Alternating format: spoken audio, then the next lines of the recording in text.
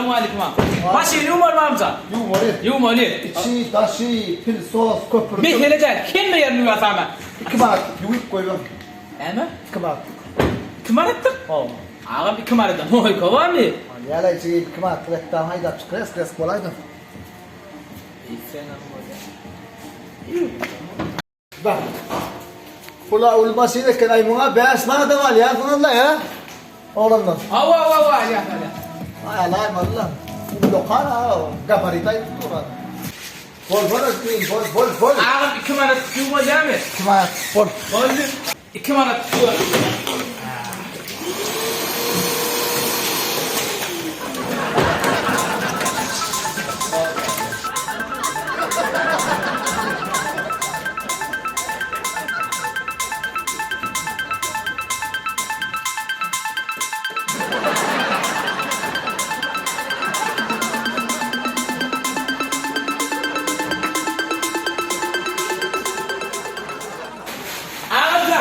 Peynir atlı değil mi? Ne peynir atlı? Orada da ya.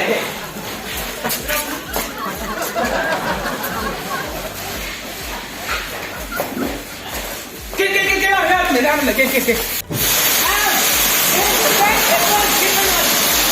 Ağam, elini kumarak yumurta ortaya.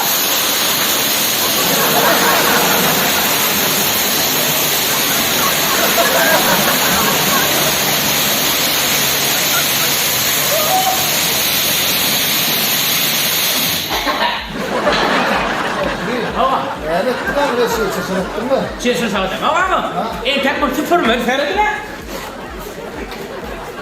Ne? Gördün mü? Ana. Etti. Oğlum. Avu. Oğlum.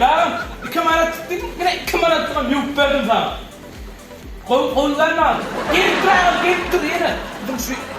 Hakan git. Gel oğlum. Bitiren. Yine para kımada bitiren.